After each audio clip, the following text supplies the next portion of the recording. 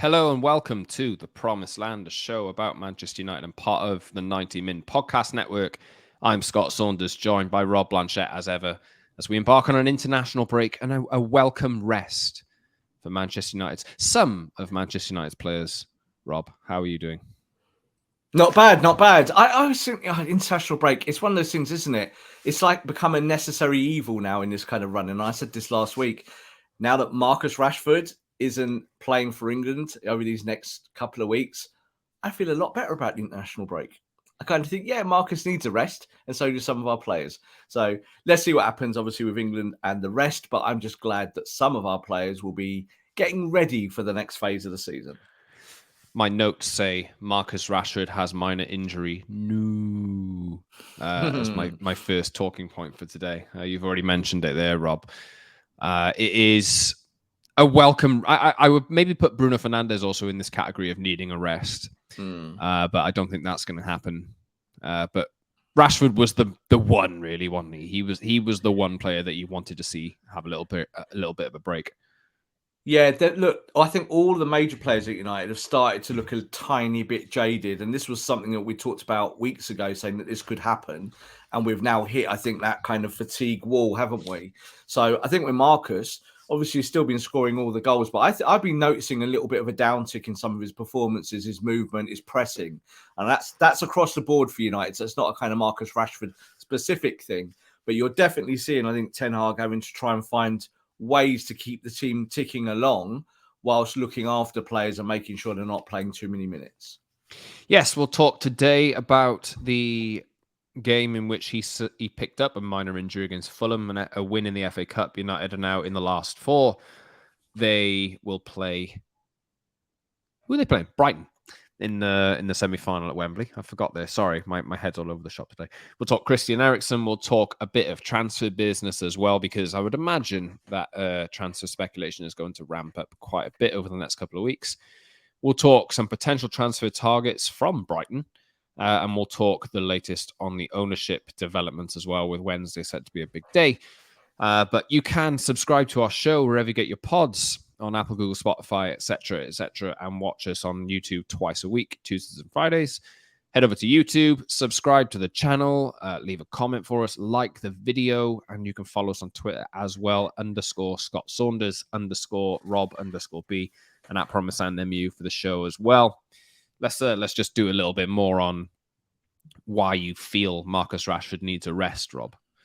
Because obviously he didn't score the other day, but he's not quite been as effective of late. And I think you could probably say that about United as a whole, because they're not controlling games in the way that you would want them to. The energy isn't really there. They were lucky against Fulham, to be honest. I know that David De Gea made a few saves.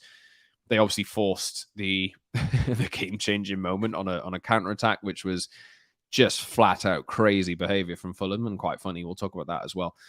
But they needed this break, didn't they? They really did. They do, and they did. And I think it's like everything. I think the Brighton game, I'm sorry, not the Brighton game, the Fulham game, you're right. They were really, really lucky. But you could say sometimes, cliche-wise in football, that you make your own luck sometimes. Overall, I think that this is a trend of what we're seeing with United's performances. But as I keep saying, performances don't matter now. Results do. Get your results. Get to Wembley again. You know, like we've got to a semi-final. That's the objective, isn't it? It's the same with the Premier League. It's the same with Arsenal at the very, very top, and City, isn't it? They've just got to win games now. No one's going to say at the end of the season, oh, didn't they play really well in that spell? No, they're going to talk about 3 points for a win.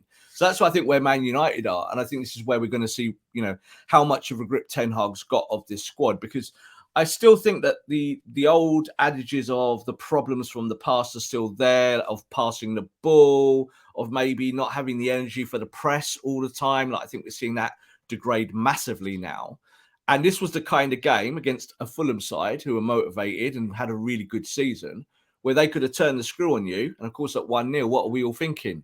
We're all thinking probably going out the cup. And then it all exploded and went completely crazy. So I just think United, well, it's the major players, Scott, because the squad itself, even though we've got players who can come in and do a job, They're just not as good as the starters. They're just not as good as the very best players at the club. You lost Casemiro, you lost Varane. Manchester United just cannot operate in the same function without those two players. That's something we're going to have to navigate going forward because, of course, Casemiro's still got the suspension to finish. And Varane, we're not quite sure about the injury. We hope that the international break should clear it up and he's obviously retired from French duty now. But if you lose him for any period, no offence to Harry Maguire, but I just spent the whole game, like my hands behind my eyes every time he touched it. Every time he touched the ball, you just thought he's going to get run here. And it kind of did. He had good moments, but he had plenty of bad moments as well. That rotation is enforced on you, and we're going to have to expect that, which is why I think we also have to expect that maybe the rest of the season won't go the way we really want it to go. The plus sides are that there's now 10 days, 2 weeks or so until United's next game. Mm-hmm. I think they go to Newcastle on the Sunday, at the start of April. Christian Eriksen may not be back, but they've essentially confirmed he will be back in April, which is a big plus. Anthony Martial back in training. I think they've done exactly what I wanted them to do in the sense of not even testing him in matches and giving him another 2 weeks to absolutely make sure he doesn't get injured again. Although there's no guarantees. But I think having players back like Anthony Martial, we were talking at the start of the season, Rob, and we were saying, if Martial can stay fit in pre-season, he really looks sharp. He looks like he's knitting with these players. And we haven't seen it at all. Could that really could it give United a different dimension? Been out for 40 matches this year across all competitions. It's horrendous for us. You can't blame Martial, but ultimately this is why I think over this summer we will be talking about a striker more than that, because Cristiano left. Like, that's kind of come and gone now, and that narrative has flown away, isn't it, with the birds?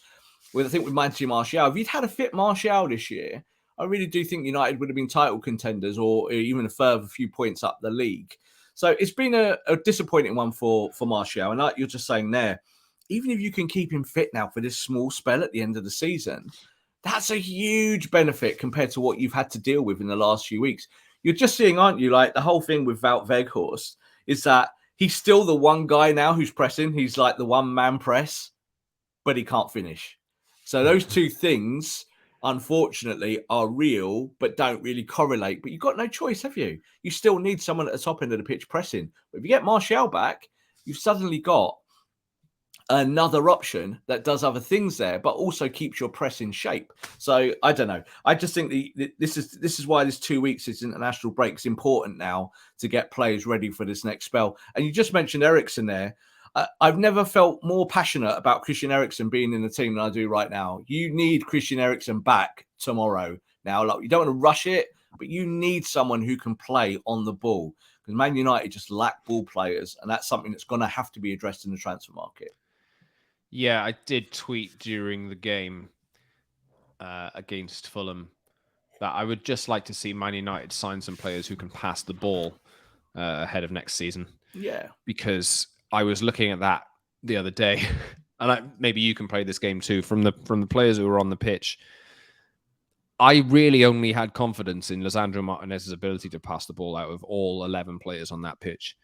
You know, the kind of what I'm talking about here is he's in possession, he can pass the ball forward accurately and not give it away, and not invite pressure. He can actually make that line-breaking pass, and you are confident that he can do that. Because there wasn't really any other player on the pitch at the time that I felt could offer that same confidence. And Christian Eriksen, I would put in that same boat, though. Yeah, totally. Well, it really is a kind of small fist of players, like, honestly, that can do that ball progression. Lisandro is one of them. But when you look at what we've lost in that period of going into the Fulham game, you know, Casemiro can do that. He's not there. Eriksen can do that. He's not there. Varane can do that. He's not there. Luke Shaw can do that, but had a pretty bad game, I thought, against Fulham. But he's one of your major ball progressors, you know, on that left-hand side. So then you're relying on other players that give you problems every week in terms of like possession. And this is like, I'm not going to go on a Bruno rant. I don't need to, not going to talk about that. But Bruno loses the ball more than pretty much anyone in the team. And people say it's because he's a flair player. You do need midfielders in the 8 and the 10 that can keep the ball. We're going to have to keep saying that, Scott, until Man United buy players that allow you to do that. We haven't got them at the moment. So it's just like kind of tick that box and move on. But this was the thing, wasn't it? I thought actually Fulham for that first hour of the game or so, they were doing Fulham things. Like they were counter-pressing on us. They were getting the ball. They were moving it quick. They were in transition. Whereas United just looked confused and tired and like, how do we get through this one?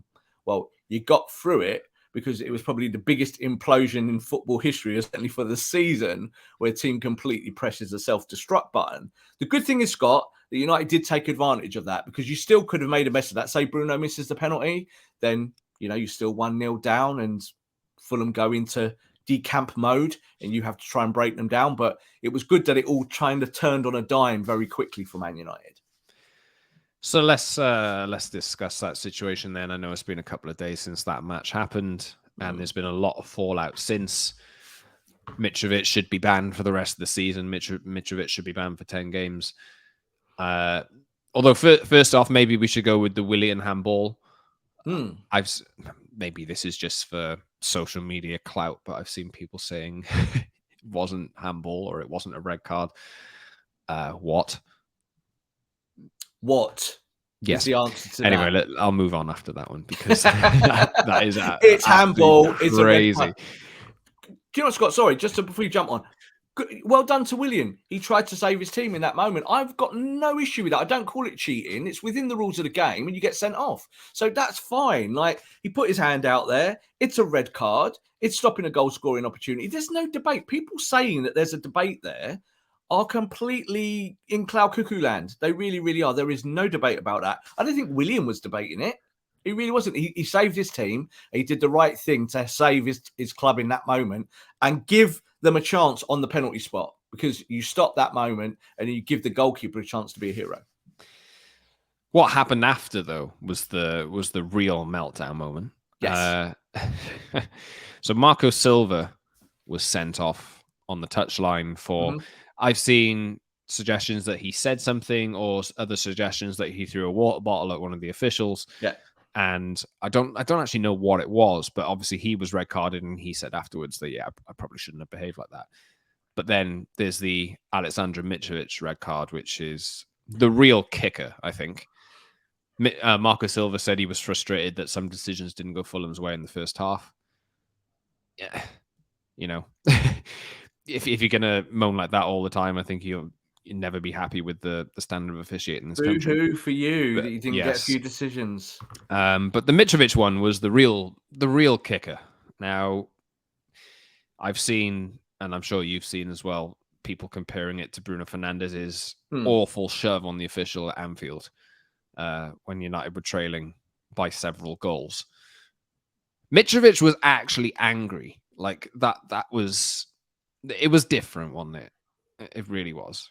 Completely different. One's an act of aggression and one's an act of petulance. So if you want to, like we discussed it, didn't we, on the show, that there is a chance that as soon as you touch a referee in any way, shape or form, that you could end up in the book either as a yellow or a red. It can happen.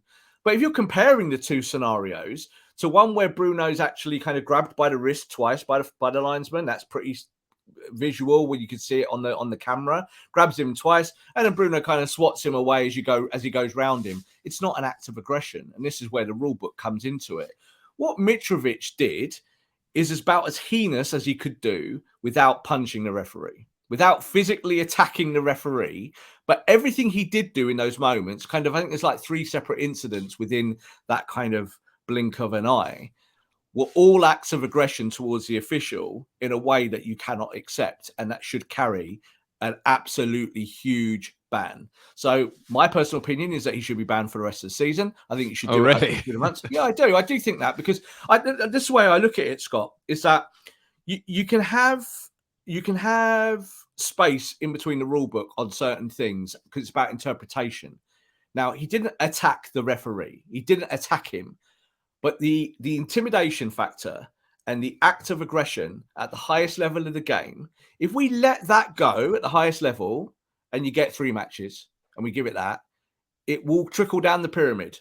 And you'll have people on Sundays going up to referees, getting in their faces. Now, that does happen, but that's why these referees at the lower levels wear body cam armor now. Can you believe that? Referees have to wear body cam like they're police. So there you go. They've got body cam because of that. So at the highest level, You cannot accept it. And I looked at it this way, is that as soon as he touches, the referee kind of spins him round to kind of get him in front of him. That's a red straight away. You can't do that. It's an act of aggression. But after that, Scott, the problem is that when he got the red card, he marched the referee down. Yeah, it was intimidating behaviour, wasn't it? Intimidated the referee, and he marched him down and got closer and closer, getting face to face. And that is where you have to take the ban for the rest of the season. That's the way I look at it. So the Referees Association came out yesterday in support of their referee. I thought the ref did really well, because in human terms there, when someone does that to you, what if the referee had turned around and clocked him? That would have been the end of the referee's career, wouldn't it? Finished. So the acts of aggression there is kind of 2 or 3-fold, and I think it carries separate bans. So there really, really is. And that's the way I look at it. And Fulham imploded, didn't they? And the manager didn't help himself. Like, he threw the water bottle at the linesman. That's why he got sent off. That's what they're stating. But he also went mad. You saw him, didn't you? Going up to the fourth official, hands in the air. The whole Fulham team collapsed today, because after that Mitrovic moment, they all surrounded the referee, didn't they? And got in the referee's face. We've spent weeks on this show criticising referees. I want to applaud that referee, because I think he held his nerve in that moment when you got 11 big blokes jumping down your throat. And it's not your fault. It's their fault. So I look at Mitrovic like that, and I think, yeah, he can carry on his career, but go sit on the sidelines for the rest of the season. That's why I look at it. 10, 11, 12 matches. I'm comfortable with that, because 3 matches don't cut it. We just give Casemiro 4 matches for, like, what? Nothing. Just being sent off now and then. But I think when you do that, when it's an act of aggression and it's an act of intimidation, that's much, much more serious. And I said the only thing he could have done was punch the referee, and that would have been a year ban or something like that. But yeah, I look at it as a serious misconduct and should carry a huge ban. What do you think, Scott? I'm not quite on the rest of the season train. I think you get your 3 matches. It's only like 10 games, isn't it? It's like, and then you get another 3 or 4 for intimidating behavior, maybe. Yeah, just because ultimately I did think he lost his rag in that moment. Plus, he's a very intimidating guy, and I think, I don't know whether you've seen how he trains, but I'm pretty sure he's let's just say you wouldn't want to get in a scrap with him. Let's just put it that way. The way that he trains, but who he is shouldn't matter, or what he is or what he does should not matter. You've got to look at every incident on a football pitch in isolation. So I think the fact that it's verbals, first of all, he has a go at him. Yeah, that's the first thing.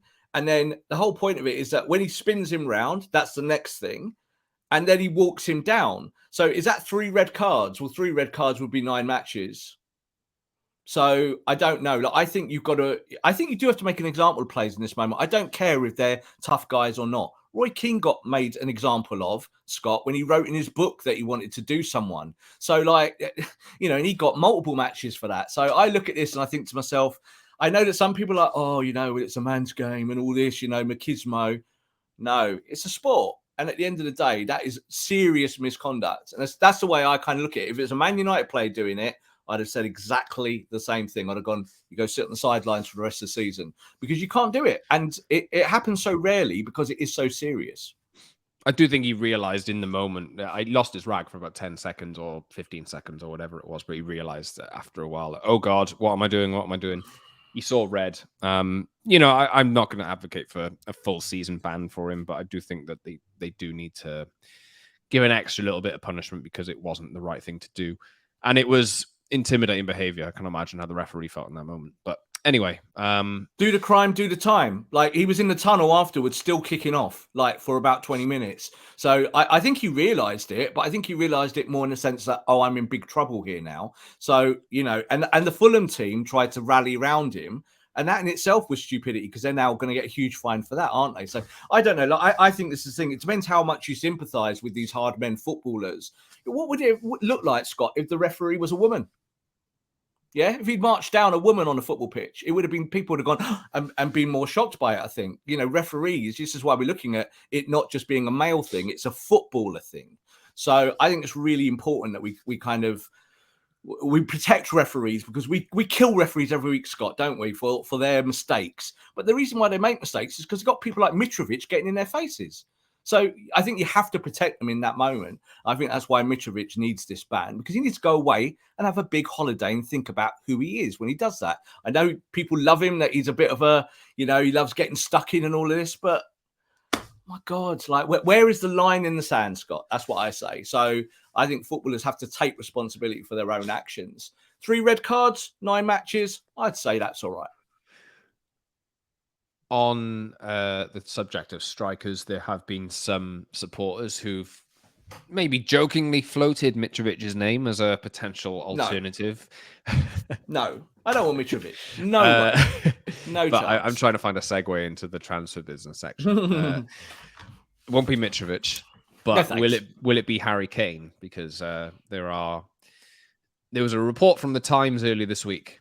Now, this is a little bit different. I think, because all the noise that we've heard so far, and everybody knows what's going on at Tottenham with Antonio Conte, whether, I don't know when you're listening to this, but the chances are he's probably been sacked if you're listening to this 24 hours after we recorded this. But they could have gone ahead of United in the league if they'd have won at the weekend. But obviously we all saw Antonio Conte's absolute box. It was so funny. It was perfect. It was absolutely fantastic. I've not seen a press conference like that in years. It was brilliant. However, Spurs have always been very, very, very, very hard-nosed on the fact that they don't want to sell Harry Kane to an English rival. They would prefer to send him abroad. Suggestion from the Times earlier this week that they will only sell Harry Kane for 100 million flat cash. Now, that is a weakening of their position. In my eyes, I think that's a weakening of their position. Yes. And also, if that is their hardline stance, when you know that Harry Kane's got 12 months left on his contract, I think you can get them down from there to 80. Personally, I think you can. But obviously, it requires a bit of determination from Harry Kane to get out. If he wants to get out, that is, because Spurs obviously have... If they get rid of Conte, we'll have another manager to appoint. Glasner from Frankfurt has been linked. Mauricio Pochettino is obviously in there and been linked as well. There are other managers too. But is this encouraging? Is this an encouraging development in the United pursuit of Harry Kane? Yes, it is. And I think it's all about what are you buying for? So we will talk about a future striker as the show goes on, someone that we're both very interested in, no Manchester United are interested in, who's also a Man United fan at another football club. We'll mention him very soon. I think when you look at Harry Kane, you've got to look at what your needs are now. Now, we've spent a whole season, Scott, haven't we, talk about how good things United have been for United under Ten Hag and how he's changed things. But where is the key positions on the football pitch that if you just solve them tomorrow, you start to be viable title contenders?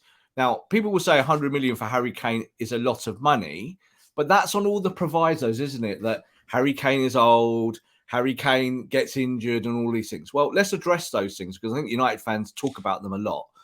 Harry Kane isn't old, and I see why people are making the Casemiro comparison because I said that on our show, that Casemiro is getting older. But I think the positions are important. Harry Kane is still cutting it at the highest level in the Premier League, isn't he, as a striker? 20 goals a season with his eyes closed. If you could go get a player that gives you that even for 2-3 years at 100 million in the current market, that's good value. You just said they're weakening Spurs' position. I think the key here now for them is what happens with the next manager. Who is the next manager? Because I think if it is Pochettino, and that's where my bet would go at the moment. Pochettino's back living in North London at his old place. That's where he's been, his old house from where he lived when he was at Spurs. For me, that's your kind of natural choice. Still very, very good friends with Daniel Levy and a man who will come into your squad and make things better for the people who are kind of upset by Conte. Now, if you do that, Scott, you're in the top 4. That's not a bad position for Spurs to be in. Then it's all about, does Harry Kane sign a new contract under Pochettino? Well, it depends how ambitious Harry Kane is, because Man United's project looks ambitious at the moment. You might have new owners soon. You've got a really good new manager and a team on the up. Could you be the Van Persie, the cherry on the cake for that project? Yeah, I think that he would like that. I think he'd look at that and go, That's something I could do for 2 or 3 years, and I'll get the Premier League goal scoring record, and I might even become Man United club captain. You know, they've got leadership space there. I could do all of those things and still be Harry Kane. So I think it is a positive sign for Man United, but it really now just comes down to where you feel that key player. Who is it you want? Do you want a striker? Do you want a central midfielder? Is there somewhere else on the pitch that you're looking at and you go, actually, no, I need a goalkeeper now because De Gea's feet are not good? Shout out to David De Gea again, saving us against Fulham. Boy seems to do it every week. Most unliked player with his feet, but so good with his hands. But then you kind of look at it with Harry Kane. I think if Kane came to Man United at the start of next season, I would be confident of a title challenge. Also, on the subject of Harry Kane being too old or whatever, if Harry Kane was a striker who relied on his pace and getting in behind and his physicality, like Cristiano Ronaldo, and you were signing him at 30, absolutely fine. It's a problem. No issue at all. That is a problem. That would be a problem. That would be profiling the wrong. And maybe that was part of the concern about Casemiro as well. He has to cover a lot of ground in that role. Exactly. He has to, obviously his positioning means that he's in the right places a lot of the time. But as a central midfielder, you generally have to cover ground, especially if you're a defensive midfielder. You either have to be well positioned or have a big enough engine to get around the pitch. That was the concerns with Casemiro. He's been great this year, absolutely. But that is a concern that was going to move forward. And we've said it on this podcast as well. They do need somebody else to come in the same role and help him manage his minutes, because you can't play him 66 games a season. With Harry Kane, he's never relied on pace. Now, he needs to maintain the engine that he has in order to press and to, get in the right positions. What makes Harry Kane so good is his brain. And if anything, as long as he can stay injury-free, and the injury record over the last 3 years has been quite good, if he can stay injury-free, he's only going to get smarter. With more experience, he will know which roles to occupy. He will know that. I think that Marcus Rashford, Harry Kane partnership is potential gold. Like it's essentially Kane and Son all over again, but with a younger version. And Marcus Rashford will benefit from having a striker like that in the team. That ability for Kane to drop off and Rashford to run in behind is just it's essentially guaranteeing goals. I think he's the perfect kind of striker that United should be looking at. And I know people are going to be shouting, Victor Osimhen. Absolutely. If United end up signing Victor Osimhen, fine. I think it'll cost more than Harry Kane. I think it'll take more time to adapt than Harry Kane. I don't think the fit is as natural there with a player like Harry Kane. I also think the step up from Serie A to the Premier League, it's not always... You see it in Kalidou Koulibaly this season. I know he's a defender and he's 30, and maybe you're thinking, all right, he's left it too late. It's not always a guarantee that players who move to Serie A... Harry will tell you, he's listening to this podcast from behind the scenes. What makes players stand out in Serie A and invariably is, physical abilities, which can, take them above the rest of the league. In the Premier League, that's a level playing ground. And full credit to Harry for that, because he watches a lot more Serie A than I do these days. But they are the concerns with Victor Osimhen. If United do end up signing Victor Osimhen, no problem at all. But I think Harry Kane is the one that I would pick, and I'm not alone in that camp. Yeah, it's important, I think, as we go forward, when we talk about these things, that we kind of do our best to separate those two players like they're like for like just because they're strikers. They're so different in terms of what they bring to the table. And it really is about what do Man United need. And Man United still do need this leadership angle. They do need a number 9, but they need a smart footballer up there. They really do. And I think the Cristiano comparison, I think, is the most pertinent one, because that was the issue with Cristiano, is that watching him in the flesh at Old Trafford and seeing him hands on hip blowing and then running for 5 yards and going, that was a problem. Straight from the early days, you knew that was never going to get better. Now, Harry Kane has no issues, I think, in terms of that, how he manages himself. As an old guy, I'm going to make the Teddy Sheringham comparison again, because we let Teddy Sheringham go 2, 3 or 4 years too early. Yeah, he was still a top player when he left Man United and went on and carried on being a very good player in the league. Now, he went on till he was like 40 odd. So that's an extreme version.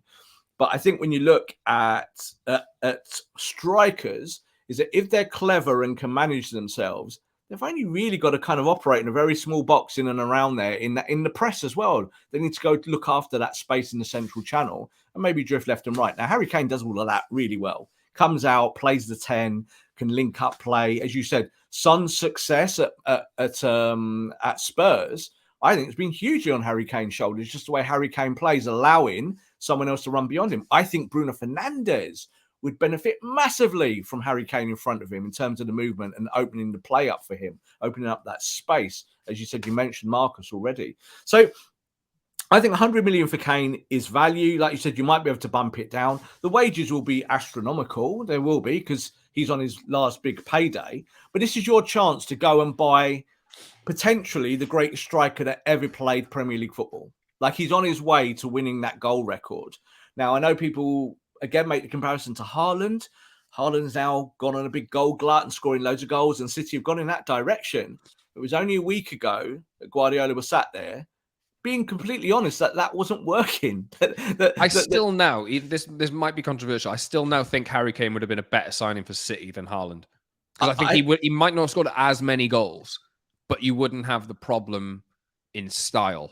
I think there'd be 10 points better off with Harry Kane up top than Haaland. Now, that is not a slant at Haaland. He is going to be one of the greatest strikers we've ever seen. There's no doubt about it, but systems matter.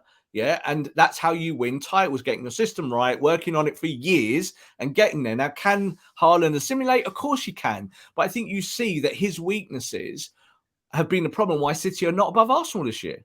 This is the problem. They should be well ahead of Arsenal. So they're not. Arsenal have, credit to their credit, have maintained their place at the top of the league by merit. But you look at what's going on at City, yeah, they've kind of hit a bit of a vein of form, haven't they, with Haaland up top? But it's still not really natural when I watch it. It's just that they're taking those opportunities now, whereas for weeks they haven't. I look at Harry Kane, I totally agree with you. I think you put him in a good team, Scott, smart team, and let him do his thing. He'll always score goals, but he'll also help others score goals. That's really important about whichever striker we go for has to be someone that does that makes us holistically better. Isn't just a guy that has to score the goals. Because I think that's what will happen with Osimhen. Osimhen comes in, people will go, well, he didn't score 40 goals. What's going on here? He didn't score 40. He's not good. He's rubbish, isn't he? Well, that probably won't be true either. So I'd like Osimhen. I'd take another thing as well. Like, I think Harry Kane it's essentially plug and play, right? Totally. And maybe you run a risk of a few weeks where he doesn't hit the ground running straight away, but you know that you're buying 20 Premier League goals a season for the next 3-4 years. With Victor Osimhen, if he comes in at 150 mil euros and he doesn't score in his first 2 games, you see it with Anthony now. Anthony cost 80 odd million and people think he's crap.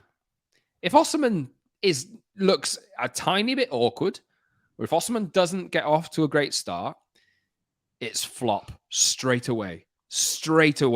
And that narrative, it might not play into his mind too much, but you'll have to live with that. I'm not being funny. The copywriters will already have those ghosts written already about failure, about Osimhen. They'll have them ready, sat there waiting to release to the world, because that narrative is already will exist with whoever comes, isn't it? Like, that's just what it is. And I don't think that's a reason to not buy Osimhen, because I don't care about those things as a fan. But fans do talk about them a lot. And the press and obviously our media, we all talk about these things all the time. So I wouldn't be worried about it. But I think if you are going to buy someone for 150 million, you have to realize that there is an impact on the rest of your squad building. That's just the truth. 150 million fee going out to Napoli. Napoli will push for as big a fee as possible. Yes, you've got your next generation superstar. Forget all this 10-year lark. I keep hearing he's our striker for 10 years. No, it doesn't work like that. What if it doesn't work? Then exactly. He's not. We're already, I think, on the cusp of talking about, will we sell Jadon Sancho in the summer? Like, it's a thing. Like, it's not real, but that's where we're going. Like, if he doesn't improve his performances, you're going to start talking, well, do you just go and buy someone else? Because that's the opportunity there. I don't think you want to do that with a £150 million striker. And I'm not saying that I don't think he would do it. However, Serie A is just not the same animal as the Premier League. It is a tougher league. So, especially for strikers, for scoring goals. Roy Keane said it the other day. the hardest thing in football is to score a goal. That is, and it's so true. I agree with that. I think that is the big thing in football, is that you need that natural goal scoring talent, but you need the team to work for those goals. So I think 100 million for Kane is just too easy. He's someone that will give you goals, and then he will allow you to build the rest of the squad at 100 million, or say you can get him less, Scott, 90 million on a big wage. You could still then go buy your midfielder. You could still, though, go and address other positions. And that really does matter. But then again, if you've got owners who are richer than the earth, then it might not matter as much. I will also say that, would you prefer to buy Victor Osimhen for 150 million, or Harry Kane plus Evan Ferguson or Benjamin Sesko for the same-ish price? Doesn't even have to be this year. But totally. What United will have to do, if they bought Casemiro, obviously, if they do buy Harry Kane, they will have to make sure that they have a long-term succession plan to that within the next couple of years, probably. Yeah. Just because you will need to manage the minutes of that player. But it doesn't necessarily mean it's the worst way to do it, because you are banking everything on the more expensive signing if you just buy one. You are. But yeah, let's talk Brighton as well, because they play United in the FA Cup semi-final. And I know you want to talk about this today, Rob. There's been transfer speculation around Evan Ferguson, who, I don't know whether this is a fake quote, but it looks like he used to love Danny Welbeck. He used to love watching Man United. Now they're playing alongside each other at Brighton. And he's really tearing it up. I didn't realize how young he was. He's like 17, 18 years old. Looks like he's got all the tools to succeed in the Premier League in the future. And then there's Alexis McAllister and Mitoma as well, who've been linked with United over the past couple of days. You'd take all three, would you, Rob? I would. And I think the thing is that I don't know. I'm one of these Manchester United supporters that kind of, I don't always get turned on by the biggest signing. I'm kind of for myself, I'm always really focused about the bits and the pieces, the Lego bricks. How do you make it bigger to make it better? That's how it goes. And it takes time and it takes players. I think when you look at these three Brighton players, Brighton have had an incredible successful period, haven't they, this season? They've kind of kicked on. Like, I think Graham Potter leaving the football club, many people thought, including myself, that might be the trigger for a spiral towards relegation. And what's happened? Well, they've got better. they look better. They're a better team. They still play amazing football. And I think they're actually better in the final third than they were under Potter. They look more viable. They're more dangerous. So you mentioned those three players. Let's start with Ferguson, because I think he's a really interesting player more than anything to start off with. He is a Man United fan, 100%. The Danny Welbeck quote, I think what he was actually alluding to was that he's enjoying playing with Danny Welbeck. And he was saying he liked him at Man United because he was a big Man United fan. So I think that's where those two things fit in together. But the comparison with Ferguson really is with Wayne Rooney at that age, is that he's kind of already physically developed for someone so young and looks like a player ready to go the next step, doesn't he? Like, I think that if he's still at Brighton next year, then he will be the starter, and we will soon be talking about him in trying to Jude Bellingham price ranges. So what do you do, Scott? You go get him now. Go get him now while you can get him for a fee that looks big, but actually is nowhere near as big as it will be in 12 or 24 months. Like, when he's 20, he might well be an £150 million striker. So I don't want to put that on his weight on his shoulders now. But like you just said there, do you go and do that business with Kane and Ferguson for the price of an Osimhen? I think it's a no-brainer. Two players. I would also put Sesko's name in that as well. We have said this in previous shows. I think the issue with Sesko is the contractual situation where he's gone and all of this. And there's a kind of bigger picture with Sesko. But I like Sesko as well. But I think you could go and get Ferguson, Man United fan. You can play on that. You'll want to play for Man United. There's no doubt about it. And if you team him up with Kane in terms of rotation for next season, you're sorted. And that's a position for Man United that's been a huge issue as we've gone through the season, isn't it? Since Cristiano left, it's been kind of like, well, let's try and find a way to have someone who presses. Let's go and get Weghorst and do it that way. Well, you might be able to Weghorst next year as well, somewhere in your rotation if you decide to sign him. He's not the answer to anything, is he? He's just the answer to your pressing. So you need other players that can do it. So I like the idea of Kane and Ferguson. I think that would be an incredible mix. And then you can kind of look at the others you've got and you think, well, with Rashford still scoring goals, maybe from the left, you might even keep Martial as someone who's a bench player, someone that you look after his body, but he still gives you good production, or you get rid of Martial and you give a contract to Weghorst, and then you've got 4 proper players that can play the 9, and you've got different players, and that's really important. You can't have the same thing 4 times over. You want 4 different number 9s that you can rotate. That was the Ferguson way back in the day with York, Cole, Sheringham, Solskjaer. And I still think that works. I think if you've got 4 players that can do that one role, it gives you incredible amounts of proper rotation. You're not just trying to mix and match when you get an injury. So you're saying then as well that you would also spend 120 million on Mitoma and McAllister?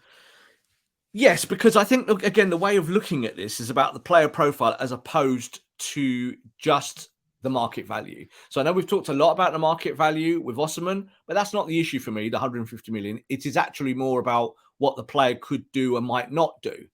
I think when you look at Mitoma and look at McAllister, they were 2 players I would have liked before the World Cup. I know like the World Cup's blown up McAllister's value, but I think you need players who are good on the ball and have kind of bulwark sensibilities while being able to do other things. It's still Man United's biggest weakness, Scott. So I think Mitoma is hot property at the moment. Like it's just, he's the name, isn't he? But I think he's shown in a very short period of time, I think in a better team, he would be even more productive. I think like Brighton, he has to do a lot of the stuff there for Brighton to be creative. And I think when you look at McAllister, this then becomes a discussion about number 8s and about what kind of number 8 do you want? Do you want a De Jong doing that role, who's a bit more smooth and silky? Do you want someone who's more box to box? So I think McAllister at the moment is one of the best box to boxes you can get in Europe. He's at Brighton, but yeah, it's unfashionable, but you've got to see from the body of work. That's what I'm trying to work with here. And I think these 3 players here from Brighton, it's a little bit like Liverpool did with Southampton back in the day, where they went and bought several players from Southampton and everyone said what a mistake that was. Well, Jurgen Klopp wasn't wrong in the end. Jurgen Klopp won titles off the back of that. Go find your diamonds in the rough, Scott. They don't always have to be, you know, the next big thing, your next Mbappe's. They've got to be players that work in your system. I would say Chelsea have already locked down Brighton for that talent factory, given they've taken players, manager, people higher up. Yeah, taken the whole shebang, haven't they? Taken literally the whole back room, and they're beneath them in the league. Anyway, let's move on to the final topics. One I'll throw in quickly: Man United are falling victim to the new manager bounce again. Sevilla have sacked George Sampaoli, and they're their next opponents in the Europa League. Exciting times. How many times has that happened this season? It seems to happen every season, Scott. Doesn't it happen every year? Good grief. Anyway, that should make that game more interesting. I like the draw. I think, you know, as much as Sevilla have got this incredible history in the Europa League, 6-time winners and all of that, what does it count for? Nothing. So it's all about the 2 teams. I think Man United are better than Sevilla this year, certainly. And I think you can go there. The Sevilla are no better than Cadiz. So I think you're not sorry, Cadiz. I said it again. I do it every week. It's because it's in the same geographical thing. I think geography-wise, and I think I've been to both places, and they're both quite close. So they also played both teams played United in the World Cup. There you go. That's why I keep mentioning Cadiz, I think. But yeah, they're no better than Betis, and if anything, Betis are a better team than Sevilla this year. So I think it's a good draw for Man United. Yes, we haven't done a pod since that draw was announced, but hopefully United can go on to end up getting to the final in Budapest. I believe it is. Final note today: Ownership Wednesday is coming. The deadline for submissions of second takeover bids for Man United is 9 p.m. on Wednesday, British summertime, or is it GMT at the moment? I think the clocks go forward on Saturday, don't they? But yeah, Jim Ratcliffe in there, Qatar are going to come back with a new, improved offer, but there are up to 8 parties interested still. Very interesting, isn't it? Because I think the whole thing is that we've the noise has been centered around Qatar and Jim Ratcliffe, hasn't it? They're the stories, but there are people in the background who've got a lot of money that are looking at Man United and thinking, well, we could gazump bids here. So I think this is why the Glazers have tried to take their time, because as I said last week's show, that I still think the Glazers have one eye on refinancing and keeping the football club. but they're going to let these 8 bidders play off each other, aren't they? And that's kind of that's actually relatively normal. Like, you're not just going to say, yeah, we're going to go with this one person. It is interesting to see that maybe some of the media outlets that have significant Saudi investment in them are going along the anti-Qatar route. That's what we're seeing and we're hearing. And they're going with the Jim Radcliffe side. This is why I don't want Man United to get into this political vortex, because this is what we become. We become part of the sports washing, don't we? Somewhere along the lines is that we're on Qatar's side and not Saudi's side. And yet Saudi and Qatar have got this huge battle now for dominance across so many industries across the world. Do we want it to be part of our football? Not really. So I'm very interested to see tomorrow what the final 8 bids are, because I think we're going to see some surprises. Jim Ratcliffe's already kind of come out and spoken to American press and said that he will not overpay. I do think Qatar are putting that out there as well. Qatar are kind of saying we are not going to pay over the odds here. But you know what, Scott? One of those 8 bidders will. One of those 8 bidders is going to come in with a super mad offer of 6.2 billion or something like that or more. And you're going to see people scuttle away. And you're going to see maybe Jim Ratcliffe then walk away from that kind of deal. When we say 8 people, is that again just noise from certain outlets? I don't know. Is it just going to be 2 people tomorrow? We'll find out. Yeah, not really too much to say there. We just wait and see how this develops. We'll pick back up on it on Friday. Any final thoughts for today, Rob? No, I think off the back of that, I still think Qatar are the favourites with that. I still think that they're the ones who are kind of making the moves or the biggest moves. But yeah, international break, a nice time for us to kind of decompress a little bit, isn't it? I think for us, life goes on and football goes on and work goes on. But it's just, I think it's a good timed break for Man United this time, even though it's not something that I advocate usually with the internationals. Yes, we'll see. We'll see what we bring you on the next show. No injuries. That's what I was saying. No injuries. Don't want to see any of our players go out on international duty and then you see something terrible and you just go, oh, because that feels like it always happens to us. Bruno Fernandes, don't run around too much for Portugal. Yes, indeed. We'll be back on Friday. Subscribe to our show wherever you get your pods, Apple, Google, Spotify, and the likes. And twice a week, Tuesdays and Fridays, we usually drop episodes. Like the video today, subscribe, join the community, leave a comment for us on YouTube as well, and download the audio as well. You know, just give us hits everywhere. We want to keep growing. Find us on Twitter as well, @_Scott Saunders, @_Rob_B, and @PromiseAndMU for the show. Thanks, Rob. I'm very glad this is over because I'm finding it difficult to speak because I've got through this entire show with a little bit of a head cold. You've done well, Scott. Thank you, mate. Really appreciate the support, and we appreciate you listening, everyone. Thanks very much for listening. We'll be back with another Promise and very soon.